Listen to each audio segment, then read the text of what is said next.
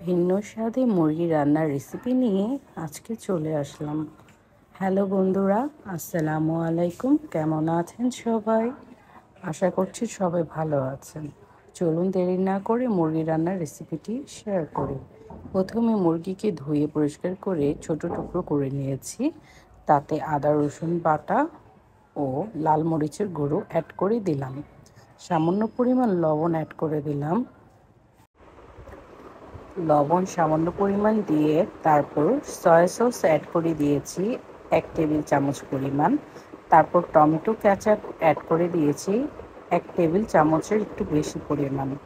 তারপর হলুদ গুঁড়া সামান্য পরিমাণ দিয়ে দিলাম। এবার জিরা গুঁড়া, ভাজা জিরা গুঁড়া অ্যাড করে দিয়েছি। এবার সমগ্র উপকরণগুলোকে ভালো করে মিক্স করে নেব, একটা সাইডে রেখে দিব। তারপর একটি ফ্রাই প্যানে তেল গরম করে মুরগি মেখে নেওয়া মাংসগুলো এবার ভেজে নেব। এভাবে ভালো করে 2 পাশ ভালো করে ভেজে নিয়ে তারপর ভেজে রাখা মাংসগুলো সাইড করে রেখে দেব।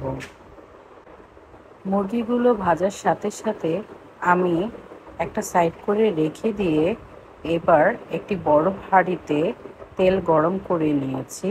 তাতে দারচিনি, এলাচ দিয়ে সামান্য একটু ভেজে নেব। তারপর পেঁয়াজ কুচি দিয়ে সামান্য পরিমাণ একটু ভেজে নেব। যখন পেঁয়াজটা নরম হয়ে আসবে আমি তাতে সামান্য পরিমাণ লবণ অ্যাড করে দিয়েছি। এবার পেঁয়াজের সাথে লবণকে ভালো করে মিক্স করে নেব। আর চুলাটা অবশ্যই মিডিয়াম আঁচে রাখবেন। এখন যখন পেঁয়াজগুলো নরম হয়ে লালচে আকার করে আসবে তখন আদা রসুন বাটা দিয়ে দিলাম। আদা রসুন বাটাকে ভালো করে মিক্স করে নিয়ে এখানে লাল মরিচের গুঁড়ো দিয়ে দিলাম 1 চা চামচের একটু বেশি পরিমাণ, 1 টেবিল চামচ পরিমাণ। তারপর আমি এখানে ব্যবহার করছি গরম মশলার প্যাকেট, রাঁধুনি গরম মশলার প্যাকেটের 1 চা চামচের বেশি পরিমাণ এখানে দিয়ে দিয়েছি। এবার দিয়ে দিব সামান্য পরিমাণে পানি।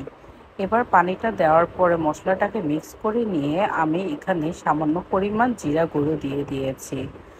এখানে আমি টক দই ব্যবহার করছি।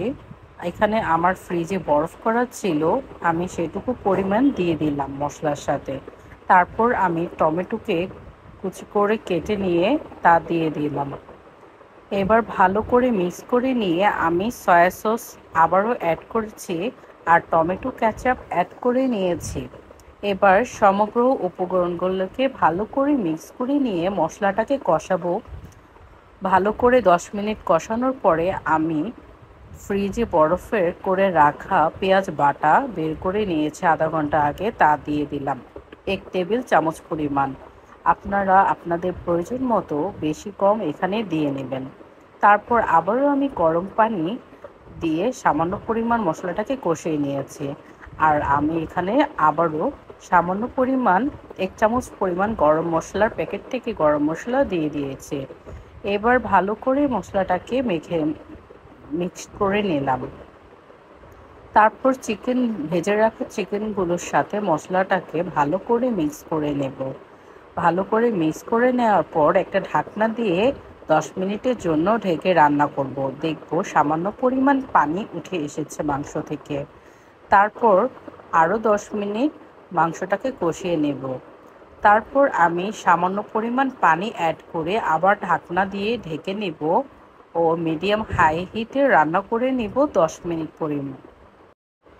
10 মিনিট ঢেকে রান্না করার পরে এবার ঢাকনাটা খুলে নিয়ে স্প্যাচুলার সাহায্যে ভালো করে নাড়াচাড়া করে নেব।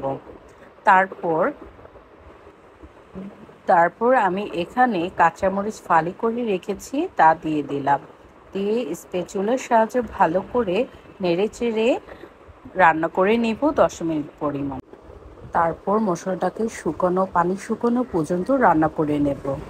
তো তৈরি হয়ে গেল চিকেন কষার রেসিপি। কেমন লাগলো বন্ধুরা? অবশ্যই লাইক ও কমেন্টস করতে ভুলবেন না। ধন্যবাদ সবাইকে।